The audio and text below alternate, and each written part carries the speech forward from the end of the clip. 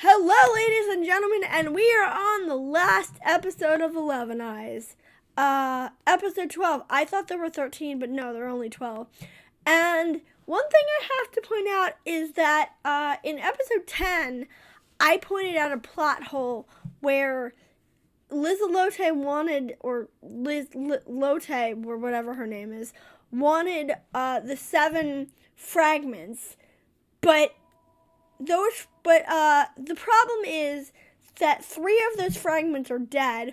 One of those fragments has been dead since the beginning of the series.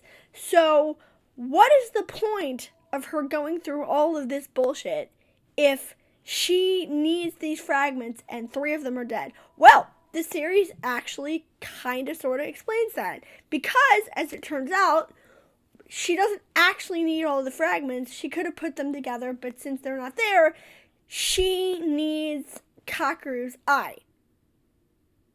And my first thought was, well, if you just needed his eye, what is the point of gathering all the fragments? Why not just go after the eye? So it's still a plot hole. I don't know.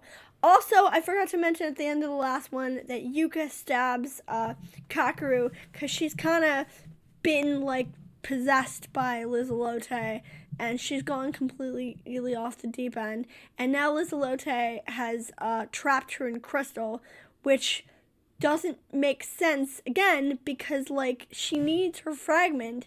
So if she doesn't, I guess she's doing it to lure Kakeru out, so that she can take his eye. And I also forgot to mention at the previous episode, all of this happens because basically we find out that everybody died. Shiori died. Shiori killed herself before they could get the fragments. Not Superbia, but the other knight who Superbia was in love with, apparently, even though I never got the sense of that in the entire series. But he's now dead because he lost his life fighting her. And now we have a bunch of Kakeru and Misuzu, and I guess Shiori's okay now. And Kukuri is now fighting with them, and she speaks now, so that's something.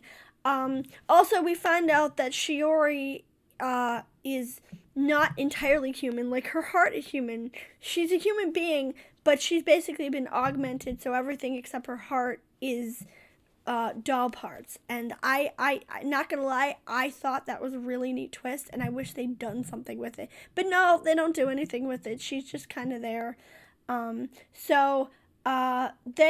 They use her fragment to basically free Yuka, and then I don't know if it's Vlad shows up, and he's finally like, Liz Lotte, just stop. This is enough. These people have done nothing to you. It's too much, basically. And then he drags Liz Lotte into a portal because they managed to make a hole, and they managed to say, well, we can trap Liz Lotte in a time rift. And he basically drags her into this time rift, and they're gone. They're bye. And normally speaking, with these shows, I don't like retcons. I don't like it when shows just retcon and say, oh, everything's okay. But in this case, considering it means that Yukiko and Takahisa are okay, and they were honestly the most interesting part of the show, I don't care. My ship is okay. They are fine, as is Takahisa's mom. So I am fine with that. They apparently don't know Kakeru and Yuka in this world because we are now in somebody's world. I think probably it's I don't know whose world this is. They don't know, but they're in somebody's world, and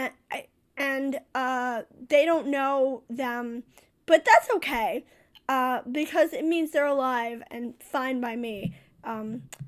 Also, there's kind of sequel baiting at the end.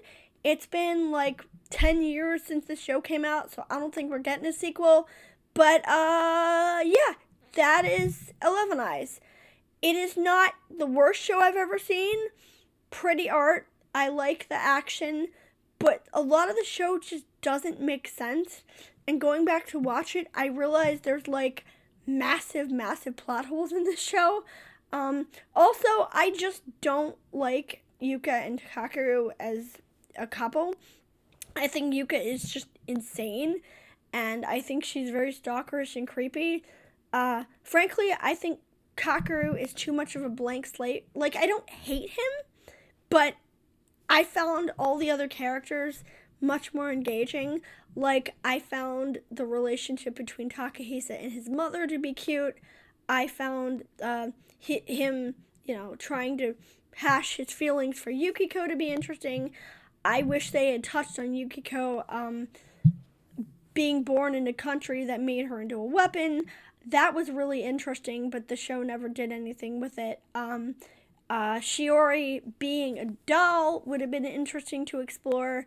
So basically, there are a lot of stuff in the show that I liked, but they didn't explore or do anything with it. And instead, we had to basically watch a bunch of stupid love drama, and we had to watch Kakeru fawn over a girl who, if this were the real world, he'd be running in the opposite direction. So, mid-tier, solid show. Good for a watch with friends, but it's not the best thing I've ever seen. I've seen much better than this. But that's it for this show, and we are moving on to Orphan when February starts. So, see you then.